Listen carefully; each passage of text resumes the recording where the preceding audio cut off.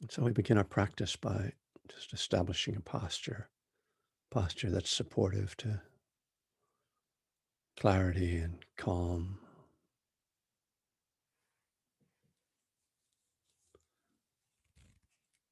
Sitting upright, if that's manageable for you,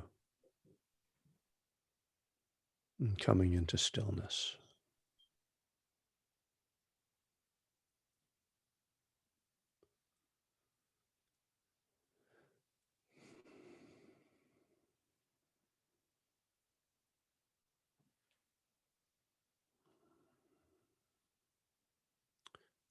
And we can work with some intentional relaxation and cultivation of mindfulness of the body.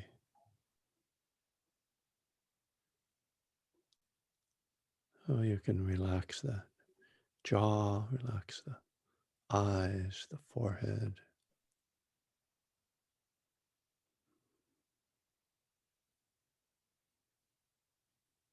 just softening the face.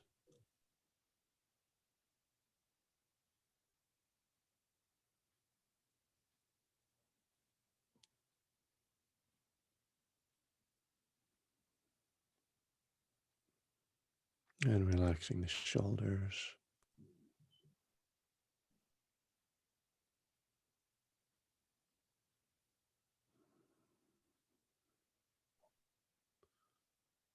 letting the attention move down the arms, hands, just feeling sensations, whatever's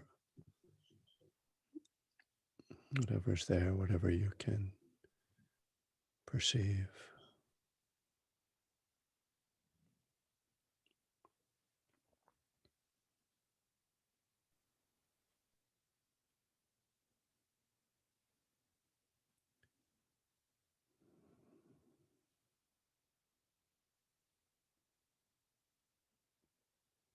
And softening the belly, letting the breath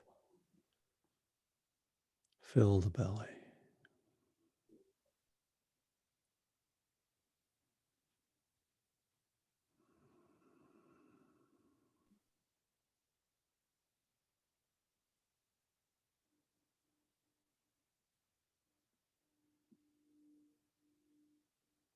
And then letting the attention move down through the hips and pelvis, the legs and feet.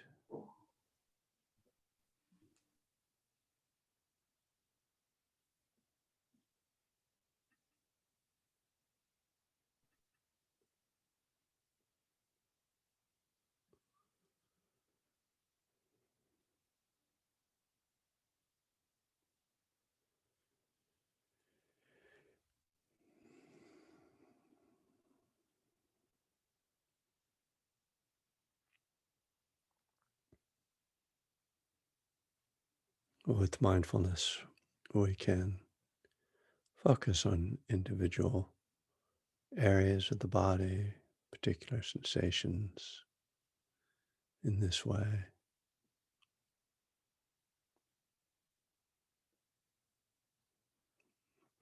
We can also move to a kind of global awareness of the body, just feeling the whole body as a single object.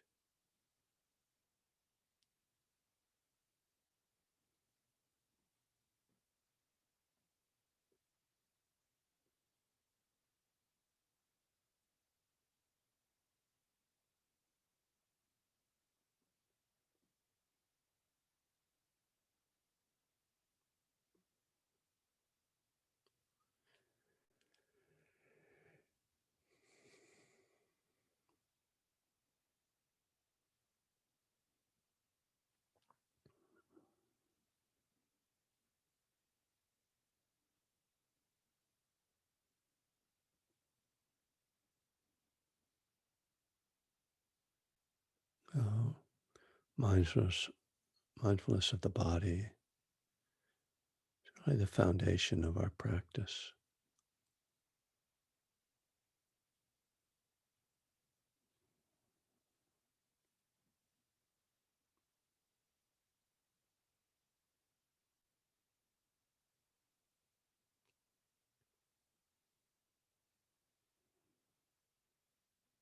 We could see this not just as feeling the sensations, but also other senses, particularly the sense of hearing,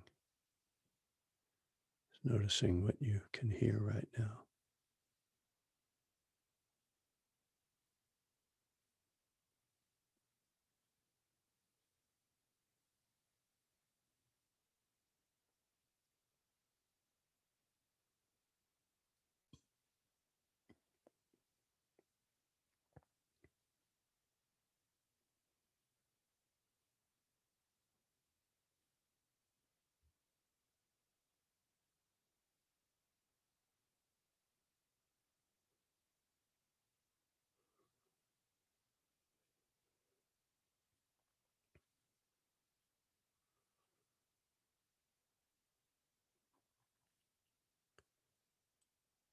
And on the more subtle level, just seeing what mood or emotion is present and how you feel that, how you sense that.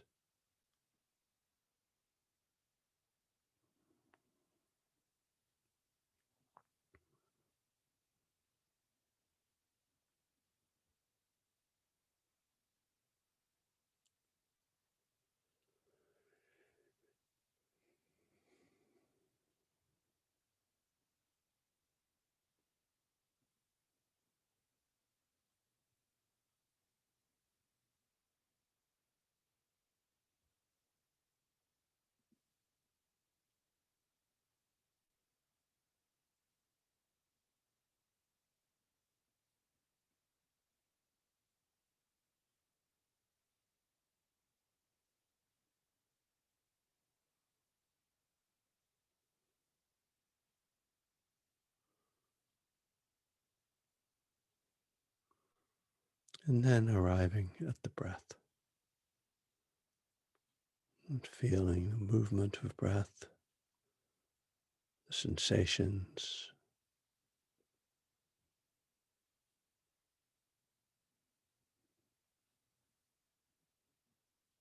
You might first just feel the whole of the breath,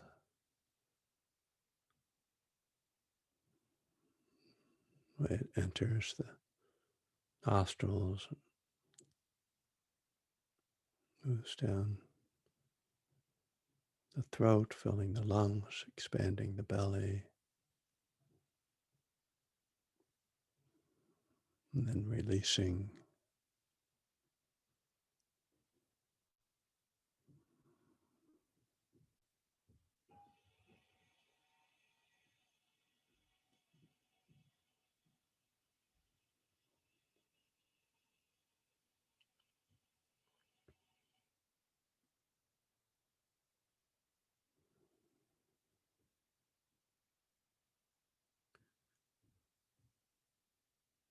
And then letting the attention narrow to a particular point of sensation in the breath, either the tip of the nose, the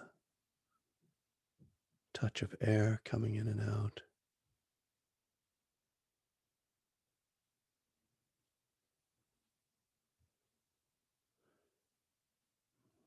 or the belly, the rising and falling,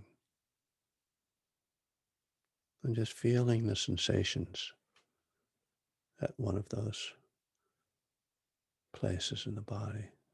Very simple exercise.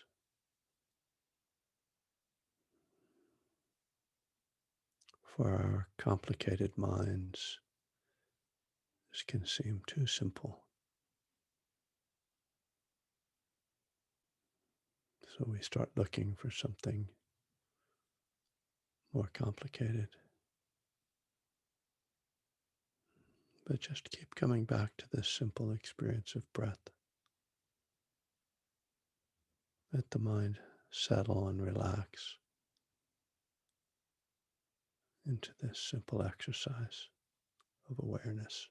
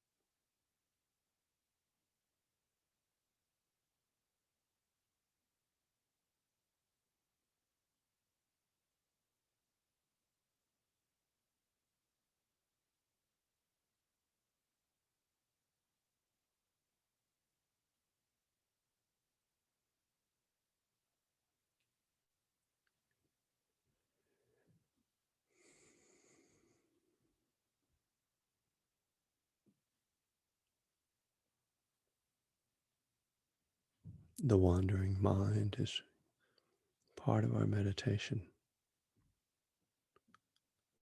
We notice when we're lost in thoughts and gently come back to the breath.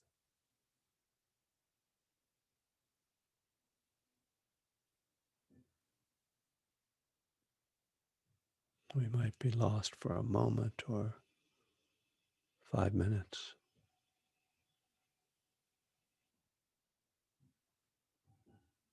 We really can't control that.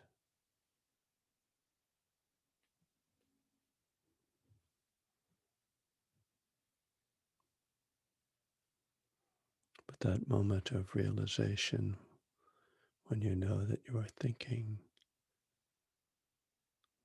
is a vital one, and potentially a doorway to insight.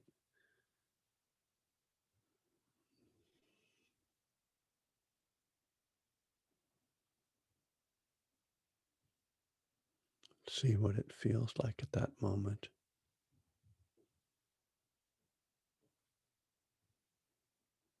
See what it feels like to come back, to start again.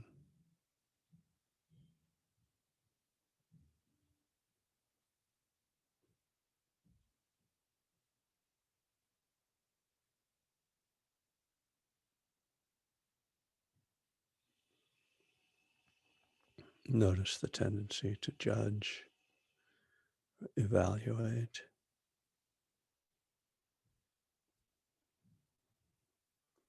That's all extra. See if you can let go. And again, keep your practice very simple.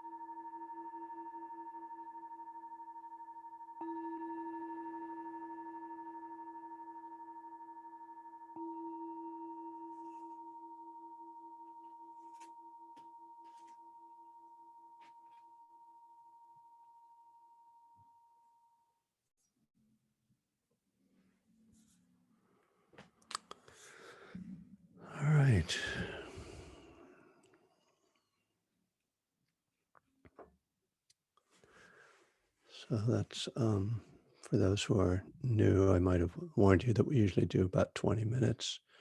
Um, just,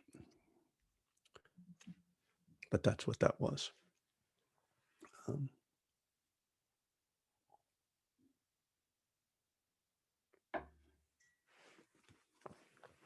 so we have been working through my book, One Breath at a Time, since last year, since the beginning of the quarantining times in March. And when we got to step 9, I decided to cover the promises, which are not covered in that book, but are in my newest book, The Daily Reflections, Buddhism in 12 Steps Daily Reflections. So, yeah, it's amazing how many promises there are. It's been going on for weeks now, doing one promise at a time, if you will.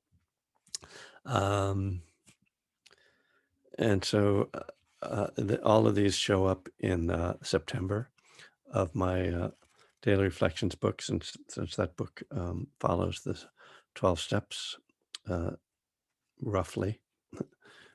There are each month has some references to the step of the month, and then there are other things that are more just strictly Buddhist or meditation instruction. It's actually, from what we've read, I've been pleased with it.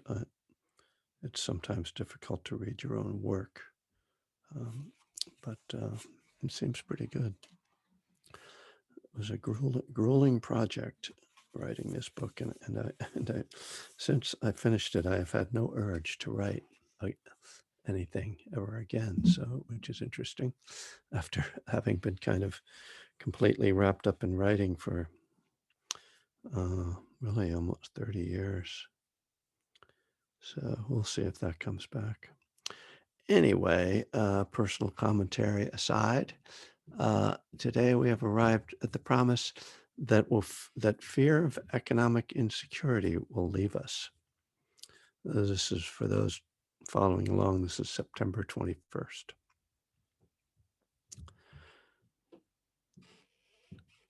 This promise doesn't say that we won't have financial problems, only that we won't be swept away with fear. As we move through the steps and deeper into our recovery, our relationship changes not just toward our past as it's uncovered in our inventory, but to our future as well. We learn to trust that if we continue our work of recovery and take actions based on our highest values, that things will work out. We understand that challenges are part of life. Financial problems may arise, but now we have the right attitude and approach to handle whatever comes our way. Fear implies a lack of faith. Steps 2 and 3 begin the process of developing faith in the program. As we see the results of this faith over time, we gain even more trust. Before we came to recovery, we thought we had to fight with and conquer life's challenges through sheer effort and force of will. The steps teach us that far more is accomplished in the long run by living in harmony with the truth, with the Dharma. This doesn't mean that we don't make an effort. We absolutely do. However, we always try to align that effort with spiritual values, not just material ones. In our addiction, we chased long shots and shortcuts. We looked for quick success and magical solutions. Real change takes time. Recovery shows us how to appreciate and value each day without being in such a hurry. This principle accords with Buddhist mindfulness practices as well. These teach us to be present for our lives, not to live in the past or future. Our relationship to money was defined by past regrets and future hopes and fears. We may have been driven by a sense that material belongings defined us and gave us value.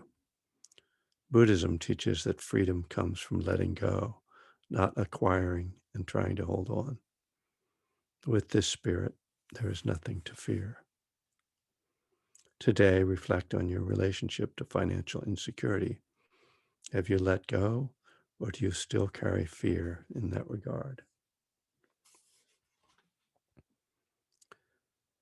So it's kind of a lot there. It sort of seem to diverge into several areas. I mean, particularly about, I think about faith, but I think the principle that I'm espousing here is really the a critical one for me, which is that continuity of effort, the continuity of showing up, as opposed to the sudden burst of energy or inspiration that's supposed to fix everything. Um,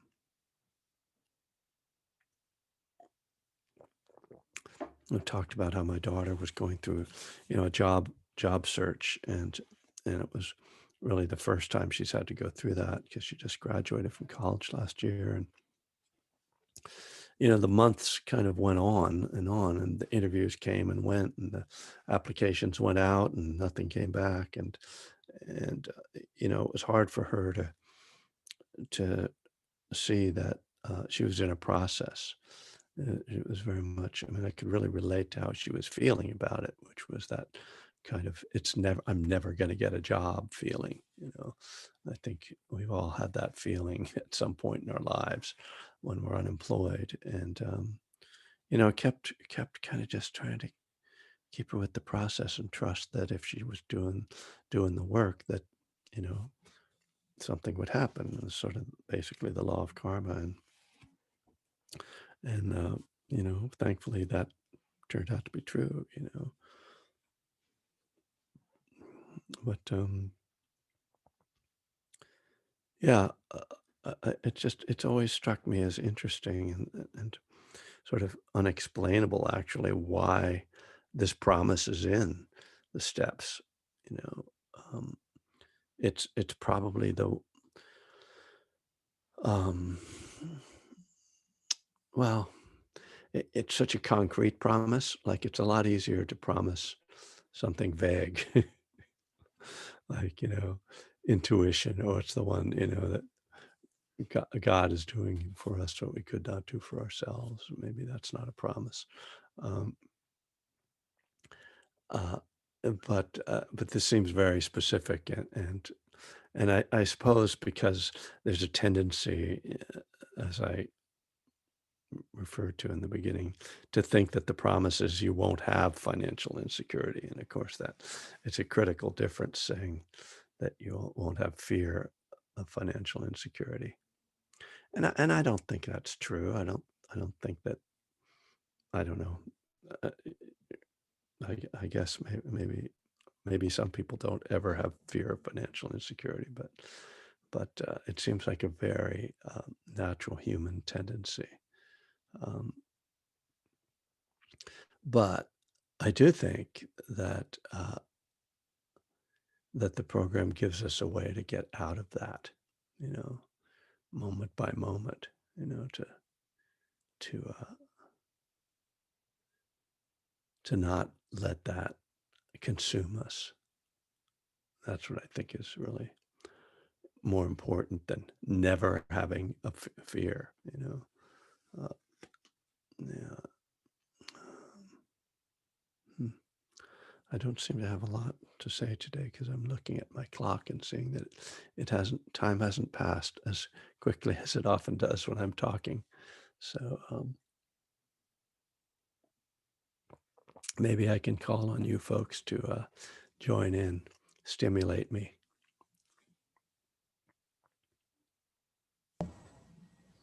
Kevin, good morning. It's Eleanor talking. Hello, Eleanor talking. Hi. A lot of times when you're guiding a meditation, I space out and I don't listen to your words. It's just like this nice kind of basso continuum. Oh, Kevin's talking. Isn't that lovely? But something you said, maybe you didn't say it, maybe I made it up, was we, when we go into thinking, when we're meditating, we're making a more complex story because the calmness of the meditation isn't enough to I don't know what you said, and maybe you Yeah, yeah, remember, but it kind I of went did refer to that. Yeah. into my brain that that's what I was actually doing at that very moment, Uh-huh. was creating a story about the way things are going to turn out if I don't straighten up and fly right. You Hmm. know, it's like I appreciate so much that reminder that the urge for me, the urge to make life more complex is like, God, well ingrained, and it doesn't serve me. It just doesn't serve me. And then the piece in the reading about just letting go, releasing, noticing where you're hanging on to. For me, it's hanging on to the complexity of how screwed up things are going to get.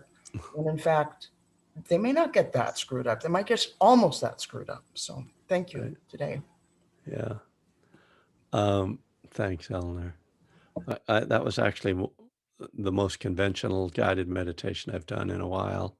I kind of went back to my standard approach, but that point is one that I'm often aware of, which is, mindfulness is very simple, but our minds want more. And that's why it's one of the reasons our minds wander so much, is that it's like, well, that's not enough. Give me more. I need, either we want more stimulation, or it's just the habit of, covering all these things and thinking in all these areas, and the mind doesn't just automatically go, oh, okay, we'll just do nothing. It's like, no, that's not enough, which of course goes back to the sort of survival instinct of the brain, that I have to watch out and cover all bases at all times. Yeah, yeah, thanks. I'm, let's see, I think to say, I saw your hand go up first. Yes, good morning, good afternoon. Good evening. Yes. I'll figure out how to lower my hand in a second. All the ships at sea. Yes, I can lower it. Thank you. Oh, thank you. Oh, you did it. Okay. Or someone did it. Someone did. Higher power. Yes. I just wanted to say, for Angela. those for whom fear of financial insecurity has not dissipated, there's actually a 12-step program that gives us the tools, and Good. I've been in it for 3 years. It's called Debtors Anonymous, Yeah. and you don't have to be in debt to have a fear of money and fear of not enough. So in fact, I understand the promise, but I always want to say, I always want to add, and for those who for whom it hasn't worked yet, go to DA. It's amazing. Thank you. I've heard that as well, and I could probably benefit from it because I have that neurotic impulse. I call it a neurotic impulse. Maybe it's not neurotic. It just, but that fear. I blame it on years of being a starving musician, but Mhm. it probably just, whatever. Uh, More like Yeah, as you suggest, like an issue that could be addressed with. Yeah, indeed. I yeah. think also, like in my case, it comes from my grandparents living through the Holocaust and the Depression. And I just think that fear of money and lack of money is passed on without, generation to generation to generation. Yeah. Mm. Yeah, definitely. Good point. Thank you, and thanks for that tip, because again, yeah, I've heard great things about that program. Thank you. Carol? Hi, everyone. Thanks for the meditation, Kevin. I really enjoyed it today. In the reading, it mentions that we look for quick success and magical solutions. Mhm. Well, when I got to step 9, I was thinking of some of them coming true as like a parlor trick. I had no idea how it was working, because even at step 9, I didn't really have a good concept of higher power. And I just kind of tripped through step 3 using my home group as my higher power. So Mhm. all these promises that started coming true for me were really like magic tricks. I didn't understand them at all. But the thing about fear, by the time we get to step 9, at least for me, I had learned how to turn things over, I was coming to know how to accept things as they are. And that if fear is a character defect, then I need to try and look at the opposite of what that was, which the opposite of fear is courage. So I need to have courage to either look at my situation and see, can I do something about this economic insecurity? Should I get a job? It's like, ding, maybe that would help. And, anyway, I just looked at it as, if you have fear, try to cultivate courage, or whatever the defect is, try to cultivate the opposite of that. And I don't know, these were really magical for me, when they started coming through and coming true. And now, as I've worked with several sponsees in the AA program, when they're not coming true, they didn't do one of the other steps well. And one of them was really about to get kicked out. And because she had made this one amends, she didn't have willingness. Once she had the willingness to make this last amends, the big tough one, then all of a sudden the guy said, yeah, and I'll give you a job reference if you need it. And the next day she got a job offer. It's like, whoa, the universe Wow. is speaking to you here. I mean, the way that it came about was very incredible. So anyway, that's my take on it. Glad to be here. Thanks for listening. Thank you. That's really great. Something went through my mind there, but it might have departed more quickly. Oh, well, I mean, it's interesting you're pointing to courage. I mean, I immediately think of the Serenity Prayer, the courage to change this thing so I can. But there's also an old self-help book called Love is Letting Go of Fear. So, that's another potential opposite of fear, love, because fear and anger are really closely related. And so, courage sometimes for me seems like, oh, I don't know if I, like, uh, I don't know if I have courage or whatever, but, and of course, in this, I'm sort of defining faith as the opposite of fear. So it's a good contemplation. I don't want to suggest that there's actually a right answer to that question, but really it's a matter of finding these like alternative tools, right? I mean, which is what recovery is all about to me, is the tools. It's not about being right or wrong and figuring out the correct answer, but rather what do I need to call upon to bring about the results that I want. And I like that. That's interesting. The idea that like, if you haven't fully done the steps, or you've missed something in the steps, that, that the results don't come.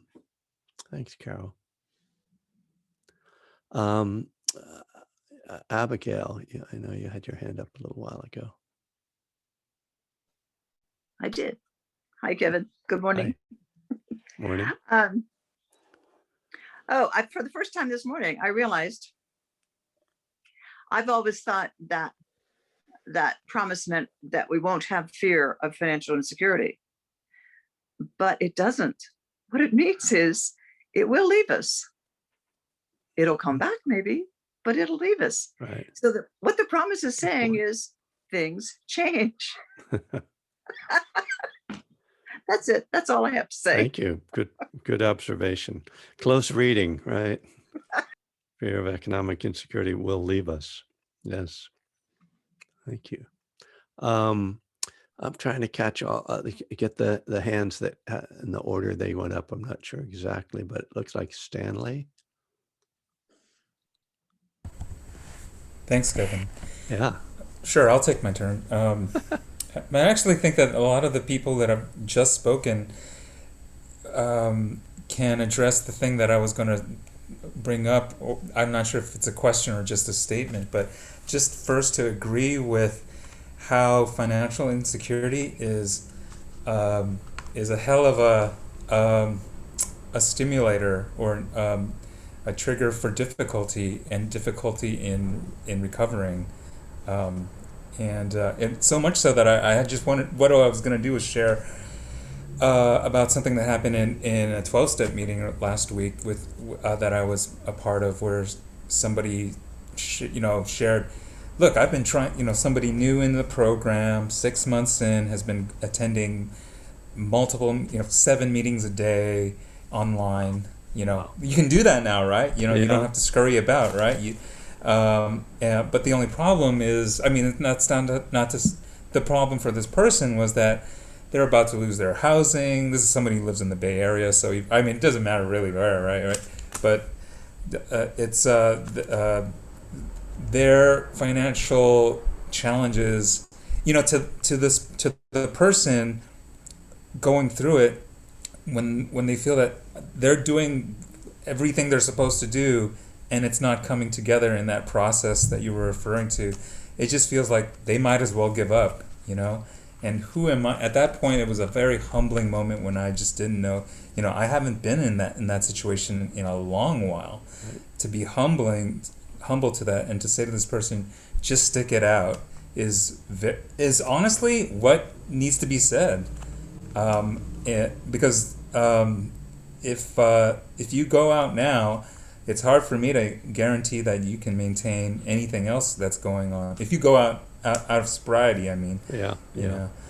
So I don't know. It was and it's still very humbling. But I'm really glad to hear what other people have said about being willing to look at these steps again. And also being understanding that, this stuff doesn't go away permanently. But I think what this does is increase our chance and the duration of how long it stays away, and our ability to react when it comes back. Anyway, all right, okay, that's my infomercial piece for my testimonial. Yeah, thank you. I think first of all, just like, having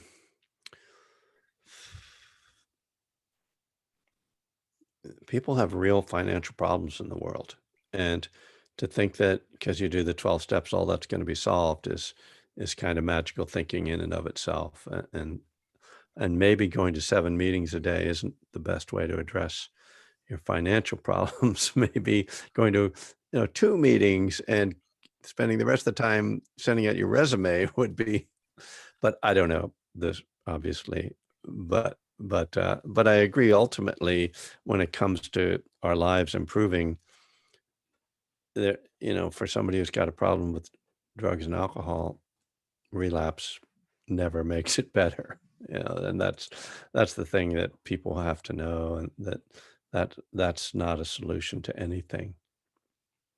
Thank you.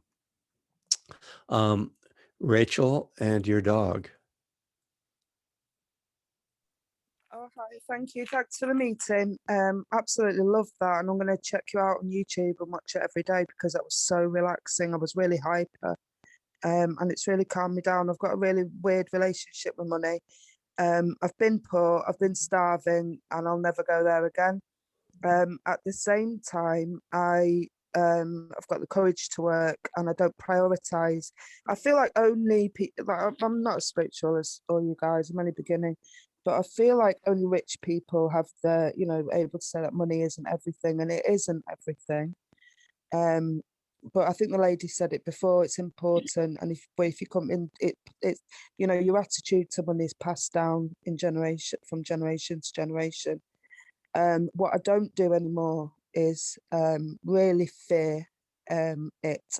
And really fear being hungry, and really fear not being able to support myself, because I do support myself. And I think the trick because I've got a laissez-faire relationship with money now, like easy come, easy go sort of thing. And I probably need to look at my finances because I don't really think about them as much as I should. But you really calmed me down. I was really hyper before, and I feel very, very calm. But yeah, fear of economic insecurity. I've got the courage to work and support myself. And I just don't want to ever prioritize it again over other things such as friendship, love, having a life basically. It's not the most important thing. But yeah, that's all I've got to say. Thank you very much, and I can't wait to look at your videos. and I'm sure I'm going to look at them every day. Thank you. Lovely. Well, there's a lot of them out there right now. Thanks, Rachel. Yeah, I guess always the fallback is the middle way. We take care of things, but we don't get obsessed with them necessarily. Yeah. Sherry, how's things up in the Iron Belt? Or is that an appropriate? Hi. Yeah, Iron Range. Iron Range. I knew it was iron something. Yeah, of Duluth, Minnesota. Well, go from 50 degrees being the highest for the day to 85 the next day. Right. Yeah. There you go. I listened to a YouTube thing yesterday while I was sewing, and he talked about outcomes. And he talked about outcomes for a really long time as one of the causes of our suffering, which is pretty much, thinking about what's going to happen tomorrow. Mm-hmm. And that really, the fear of economic insecurity just fits right along with that. If we live in that outcome, if we live in that outcome, oh my God, this is just going to be so bad, and and make up all the stuff that could happen. It's not a very spiritual way to live. And it really made me think about not the obvious living in the outcomes, which I don't think I have, but the subtler ones. That really subtle, oh yeah, this is probably where I'm going to end up, or in living my life that way, and really looking at it. And it was a good exercise. It was a good YouTube thing I did. It was Roger Costello. He's kind of an interesting guy. I'll pass. Okay, thank you. Yeah, well, I think the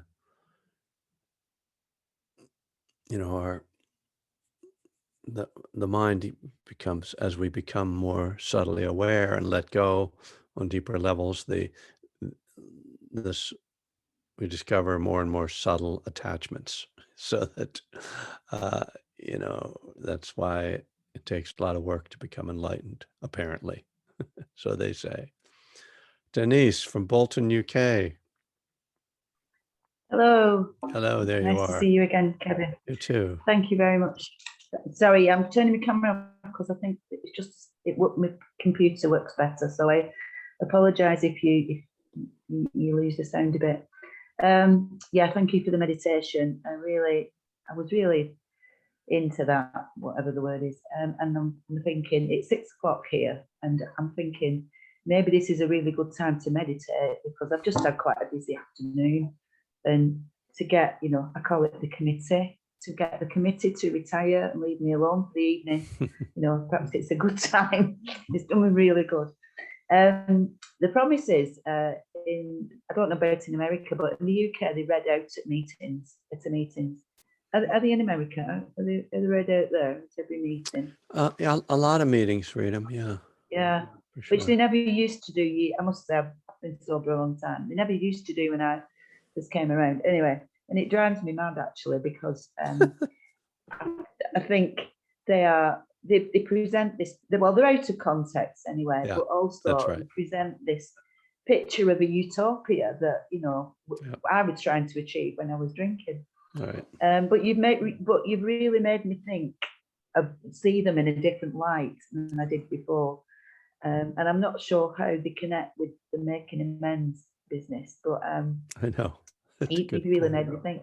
But you talked about faith as well, and I in 2000 I got mugged, and I was sober then. I've been sober a good few years, and I was anyway. 9 months later, I found myself in debt, in £15,000 of debt, and I've no idea where. And it was like PTSD that had done this. I found myself in this position. But it's really funny because you talk about faith, and I didn't. I mean, obviously it was concerning, but I didn't have any panic about it, or and no, you've said that, and I've realised that there was faith that it would be better.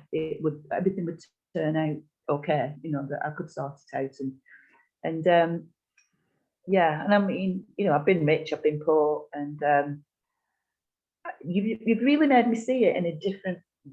I'm not expressing this really very well, and I'm not really sure what's happened, how I've seen it differently, but yeah, but thank you. I do take the point about faith being a faith in what I don't know. I've got faith in things will turn out all right, basically, which is what the 12 step gives me. And yeah, thank you. I will ponder on that. I'll reflect on that and get back to you. But thank you very much for this class. It's really very useful for me. Thank you. I'm bringing my fans with me, like Rachel's a friend of mine. Jasmine's right. a friend of mine. You've got this UK fan club now. Very good. Thank you. Yeah. You know, I think my faith really is in the law of karma, just in, and not in any magical way, but my faith is that if I keep doing the next right thing, that good things will come. You know, that things will work out. You know, because I feel the same way about, in terms of sort of, you know, the promises like, oh, everything's going to be great. It's like, not quite, but the things will be okay. You know, things will be okay. And, you know, anyway, it's kind of tricky. All right, we're running low on time, but Jim and then Jasmine. Hi. Good morning from the Pacific Northwest. Yes. Let's see. So I liked a lot what Abigail said about, you know, fear of economic insecurity will leave us and then it will come back, and then Yeah. leave us and then it will come back. You know, we're not, I think Bill W. lived in economic insecurity pretty much all his life after he Yeah. got sober. He never had a real job. Right. And but the fear part, you know, I think focusing on the question about fear, and the opposite of fear is faith or trust. And for me, it's sort of like two different radio channels, you know, that I can keep switching the dial. You know, I fall into fear, and then what do I do? Do I live in that fear, or do I do something to bring myself back into faith or trust? And, you know, that's, I think, what the steps are all about. And, you know, I think in Buddhism, you know, fear is all about the self. Fear is about the self that doesn't exist. Right. And, you know, and also just the idea that really, I mean, I have everything I need right now, and yet I have all these fears at the same time. So it's not real, you know. It's something that's in my nervous system that it is. Yeah. So as you said, you know, trusting the program, trusting the process, and just doing, you know, in the steps, like a lot of it is just about like working one step means going on to the next step. It doesn't mean that we work this and then we never have any problems with this again. We just keep coming back around because we need to keep working on it. The self is cunning, baffling, and powerful. Yeah. And persistent.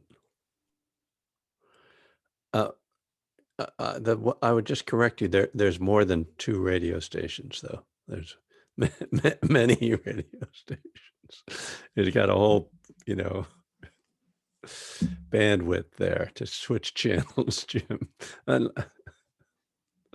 I want to address a thing that Vicky asked in the chat. So, Jasmine, and then I'm going to talk about that question about Donna. Hi, I'm Jasmine, also one Hi. of Denise's friends. it was funny actually, because when you reminded me of, that you're on the promises, I thought, I wonder if it's going to be a fear of financial insecurity. And it was. It's something that's really, really pertinent to me at the moment. I had this thing a couple of weeks ago where my head completely went, and I thought I was going to lose my job, and I could see that I'd blown everything out of all proportion, and I could, and what kind of happened from it? It pushed me further into faith, uh, because I'm 3 years sober, and so I sponsor people. I've been working for this, I live the steps, I guess, and sharing with people and all of that kind of thing. And it's kind of, what will be will be. Even if it does happen, it does happen. Will things be okay? Well, they'll have to be, won't they? But the other side of it, as a few people have mentioned, is the serenity prayer. The courage to change the things you can. And I've got something coming up in a couple of weeks, which is kind of linked to what happened. And I was sharing with Rachel today. Actually, I just said, I don't want to be hanging around, just like, with fear, waiting for this thing to happen or be concluded. Let's say, we have 1 minute, we have 1 hour, we have 1 day, to live. Who knows what's going to happen tomorrow? Never mind what's going to happen in 3 weeks. So it's kind of this is kind of pushing me. This fear of financial insecurity is pushing me into faith and presence, I guess. So yeah, I thought I'd leave it there. Thank you. Thanks, That's Kevin. great. Yeah. Thanks, Jasmine. You know, yeah, I think that's the sign of real change when you react to, a stressor or some crisis with like a spiritual response. And it's not that you don't have the other response, but that you have these spiritual tools that kind of kick in. And you described it really well, that sense is like, the mind starts to go off and it's like, no, wait, come back. Like what, and then seeing how it's just a story. Yeah. And how that the catastrophizing is just a creation of your mind, that there really is no likelihood of that outcome. Yeah. And that even catastrophes, uh, are just life. I mean, not to trivialize, but not at all, but that we can, I should say that we can walk through even the worst of circumstances. So, yeah, thank you. So I wanted to mention that, first of all, that some of the folks here and others are helping to organize a residential retreat that we're hoping to put on at the end of October. So just to let you know that that's in the works. And we're also talking about then having another virtual retreat, an online retreat, sometime in the winter, so that people who can't come to Northern California will still be able to get some retreat time. So that's something that is kind of in the works. Just wanted to put that out. And Vicky asked about saying, she said, if you saw that in the chat, I'm interested in Donna as it relates to this promise, teaching for free, quote, and having faith that the community will support you. And I don't take that. I'm not sure that the you she's referring to here is me so much as just one who is teaching. I will take it that way. And I think it is an interesting question for teachers, because the Buddhist tradition is that there is no charge, and then as we've brought it into the West, and we have lay teachers who are not supported by a community as such, then there's a range of ways that people offer teachings. Um, where they'll charge, like when we have retreats, when I teach retreats, we charge for the housing and the meals, but then we don't charge for the teaching. And then the teaching is just, we depend on people to just offer Donna this, you know, uh, gifts or generosity. But it's definitely, it's a spiritual practice as a teacher, and a challenging one, because certainly, I think about money, and but I really more value the accessibility of the teachings, than, it's never felt comfortable to me to just charge for something that's, uh, doesn't have to be charged for, like this class particularly. It's like the idea of, here I am and I'm paying $15 a month or whatever it is for Zoom, uh, and then I'm gonna put a dollar amount on my teaching, has never felt comfortable. Um, so I don't know. I'm not sure that's answering the question, but it's a practice of faith, and it's meant to be a practice of faith on both sides, that people give generously. Particularly retreats, people sometimes are very generous, and I know that they're not necessarily wealthy, and it's a gift that people feel that, they can afford to give because it's supporting something that's important to them. Anyway, I don't know, Vicky, if there's something more you wanted to ask around that, or if there was something I'm missing there. Just the generosity part is so very sweet. And, to give up that kind of clinging, alcoholic nastiness and feel an opening, around supporting people. Yeah. That's it. Yeah, it's funny because I mean, my personality tends to be more aversive, and it's my my not charging comes more out of my aversion to charging than it does out of like, oh, I just want to give it all away. So, but the result is somewhat the same. Yeah, but it does feel good to just be able to say, and people, are reasonably supportive of my teaching here. Uh, uh, you know, I will say that you know, when I mention Donna, people give more than when I don't. So, which I think is just purely because people remember, oh yeah, right, I should help that, because you can't always.